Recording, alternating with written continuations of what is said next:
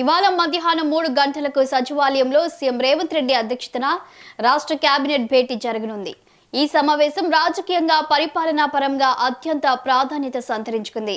ముఖ్యంగా ఆర్టీసీ సమ్మెపై ప్రభుత్వం తీసుకోబోయే నిర్ణయాలపై అందరి దృష్టి నిలిచింది.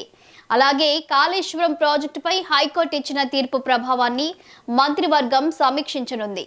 మరోవైపు ఎంపీటీసీ, జెడ్పీటీసీ ఎన్నికల నిర్వహణపై కూడా కీలక చర్చ జరగనుంది.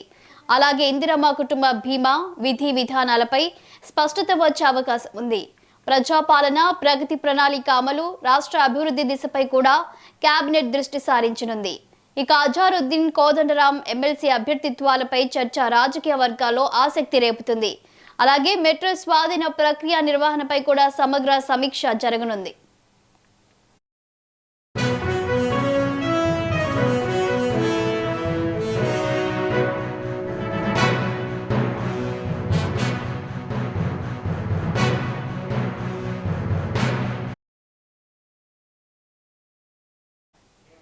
ఇవాళ మధ్యాహ్నం 3 గంటలకు జరగబోతున్న రాష్ట్ర కేబినెట్ సమావేశానికి సంబంధించి మరింత సమాచారం మా ఇన్పుట్ ఎడిటర్ రాములు అందిస్తారు. రాములు. మార్నింగ్ విశాలిని. సీఎం రేవంత్ రెడ్డి అధ్యక్షతన సచివాలయంలో ఇవాళ మధ్యాహ్నం రాష్ట్ర మంత్రివర్గం భేటీ కానుంది. ఈ రాష్ట్ర మంత్రివర్గ సమావేశం చాలా కీలక ప్రాధాన్యత సంతరించని చెప్పి అనుకోవాలి. ఈ సమావేశంలో డిప్యూటీ సీఎం బట్టి విక్రమార్క, అదేవిధంగా మంత్రులు, చీఫ్ సెక్రటరీ రామకృష్ణరావుతో పాటు పలు శాఖల ముఖ్య కార్యదర్శులు కూడా అటెండ్ అవుతారు. ఇప్పటికే ఈ సమావేశానికి సంబంధించిన సమగ్ర వివరాలతో సమావేశానికి రావాలని చెప్పి మంత్రులకు మరియు అధికారులకు కూడా చీఫ్ సెక్రటరీ రామకృష్ణరావు స్పష్టమైన ఆదేశాలు కూడా ఇవ్వడం జరిగింది. ఎందుకంటే చాలా ప్రాధాన్యత గల సమావేశం కాబట్టి భవిష్యత్తులో తీసుకోవాల్సిన చర్యలు, అదేవిధంగా ఆర్థిక వనరుల సమీకరణ అనేది చాలా రాష్ట్ర ప్రభుత్వానికి పెద్ద సవాల్గా మారింది. ఈ చర్యల నేపథ్యంలోనే ఈ సమావేశంలో చాలా కీలక అంశాలు చర్చిస్తారు. అయితే ప్రస్తుతం రాష్ట్ర ప్రభుత్వం ముందు మాత్రం చాలా జటిలమైన సమస్య ఎదుర్కోబోతుంది. ఇప్పటికే 2 రోజులుగా రాష్ట్ర వ్యాప్తంగా ఆర్టీసీ కార్మికులు తమ డిమాండ్ల సాధన కోసం, ముఖ్యంగా ఆర్టీసీని ప్రభుత్వంలో విలీనము, ప్రభుత్వ ఉద్యోగులుగా తీసుకుంటామని చెప్పి గత అసెంబ్లీ ఎన్నికలకు ముందు బీఆర్ఎస్ సాయంలోనే అప్పటి ముఖ్యమంత్రి కేసీఆర్ చేసిన హామీ నిలబడలేదు.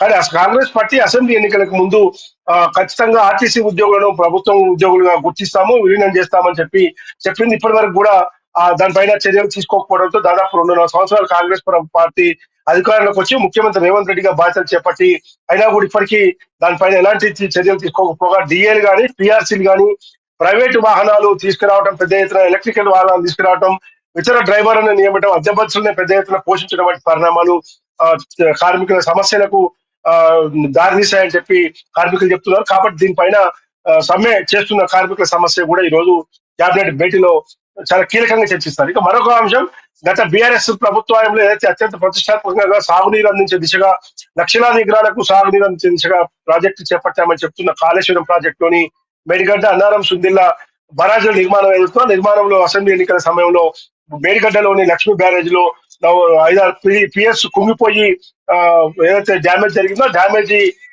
మరమ్మతుల కోసం ప్రభుత్వం కృతనిశ్చయంతో ఉన్నప్పటికీ, చర్యలు చేపడుతున్నప్పటికీ, మరోవైపు అందులో 1,00,000 కోట్ల ఖర్చు పెట్టి భారీ అవినీతి జరిగింది అని చెప్పి కాళేశ్వరం ప్రాజెక్ట్ పై కమిషన్ వేసిన కమిషన్ చైర్మన్ గా సుప్రీంకోర్టు మాజీ జడ్జి, లోకాయుక్త మాజీ చైర్మన్ జస్టిస్ పిసి ఘోష్ ఏదైతే కమిషన్ విచారించి మాజీ సీఎం కేసీఆర్, హరీష్ రావులు, ఇతర ముఖ్యులందరూ కూడా విచారించిన కమిషన్ నివేదిక ఇచ్చింది. దాన్ని సిబిఐ విచారణకు కూడా పంపుతూ అసెంబ్లీ తీర్మానం చేసింది. అయితే నిన్న హైకోర్టులో ఈ ఏదైతే కాళేశ్వరం కమిషన్ నివేదికపై తొందరపాటు చర్యలొద్దు, కేసీఆర్, హరీష్ రావులపై చర్యలు తీసుకోవద్దు, దాంతో పాటు ఐఏఎస్ అధికారులైన స్మితా సబర్వాల్, జోషీలపై కూడా చర్యలు తీసుకోవద్దు, వాళ్ళు వాదనలు వినిపించడానికి సమయం ఇవ్వకుండా ఇలా చేయడం కరెక్ట్ కాదు అని చెప్పి హైకోర్టు తీర్పించింది. దీన్ని బీఆర్ఎస్ పెద్ద ఎత్తున ఉపయోగించుకుంది, పాజిటివ్ గా తీసుకొని కాంగ్రెస్ పార్టీ ప్రభుత్వంపై తీవ్ర స్థాయిలో మండిపడడం జరిగింది. మాజీ మంత్రి హరీష్ రావుతో పాటు కేటీఆర్, ఇతర మాజీ మంత్రులు, నేతలు కూడా ప్రభుత్వానికి ఇది చెంపపెట్టు అన్న అంశం ప్రభుత్వానికి కొంత ఇబ్బందికరమైన అంశంగా ఉంది.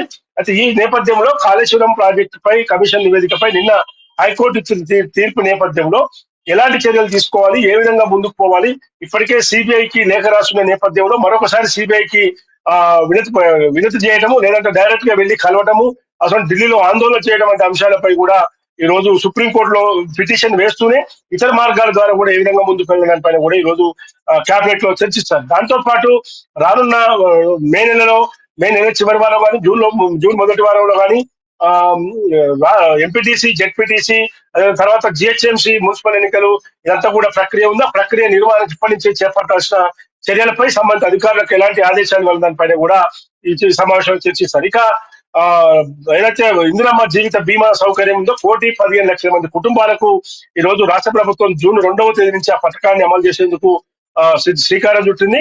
ఆ పథకం యొక్క అమలు మార్గదర్శకాలు ఏంటి, ఎంత స్థాయిలో పోవాలి, ఏ విధమైన ఇన్సూరెన్స్ సౌకర్యం తీసుకురావాలి దానిపైన కూడా కేబినెట్ లో చర్చిస్తారని చెప్పి తెలుస్తోంది. ఇక మెట్రో రైలు ప్రాజెక్టు సంబంధించి ఎల్ఎన్టీ నిర్వహిస్తున్న మెట్రో రైలు ప్రాజెక్టును ప్రభుత్వం స్వాధీనం చేసుకునేందుకు ఈ రోజు సిద్ధమైంది. ఇప్పటికే దాదాపు నిర్ణయం మొత్తం కూడా నిర్ణయం అయిపోయింది.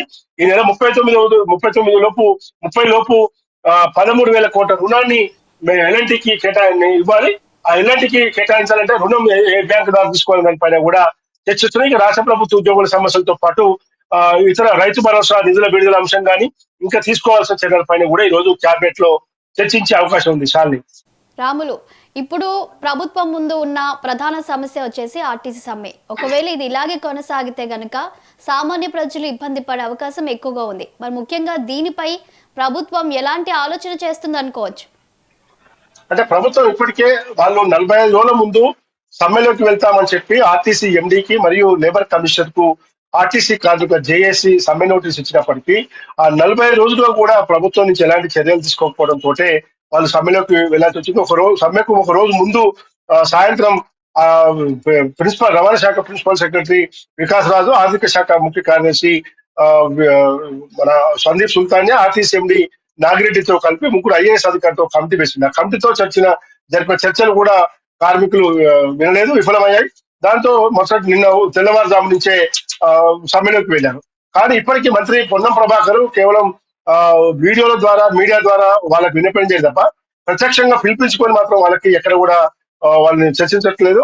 దీనిపైన ఆర్టీసీ కార్మికులు కొంత గురుగా ఉన్నారు. అయితే నిన్న సచివాలయంలో కూడా డిప్యూటీ సీఎం బట్టి విక్రమార్కతో ఐఏఎస్ కమిటీతో పాటు మంత్రి పొన్నం ప్రభాకర్ కూడా కాసేపు సమావేశమే తాజా పరిణామాలపై చర్చించడం జరిగింది. దానిపైన ముఖ్యమంత్రి రేవంత్ రెడ్డితో కూడా ఇవాళ ఈ సమావేశంలో చర్చించి ఆర్టీసీ కార్మికుల సమ్మె విరమణకు తీసుకోవాల్సిన చర్యలు, నిజంగా వాళ్ళ డిమాండ్ల పరిష్కారం కోసం కొన్ని పరిష్కరించాల్సినవి ఉన్నాయి, పరిష్కారానికి టైం ఎంత పడుతుందని దానిపైన కూడా ఈ రోజు కీలకంగా చర్చిస్తారు. లేదంటే ప్రభుత్వం చెప్పినా వినకుండా ఇతర ప్రత్యామ్నాయ మార్గాలు ఏం చేయాలి, ప్రయాణికులకు ఇబ్బంది కలగకుండా ఆర్టీసీ బస్సులు డిపోలకి పరిమితం కాకుండా బయట రోడ్ల మీద తిరిగేలా ఏ విధమైన చర్యలు చేపట్టాలి, అవసరమైతే కొంత దూకుడుగా కూడా ప్రభుత్వం వెళ్లేందుకు సిద్ధంగా ఉన్నట్టు తెలుస్తుంది. ఈ కేబినెట్ సమావేశంలో ఈ అంశాలు కూడా చర్చకు వచ్చే అవకాశం ఉంది. Shalini. Right, thank you Ramulu.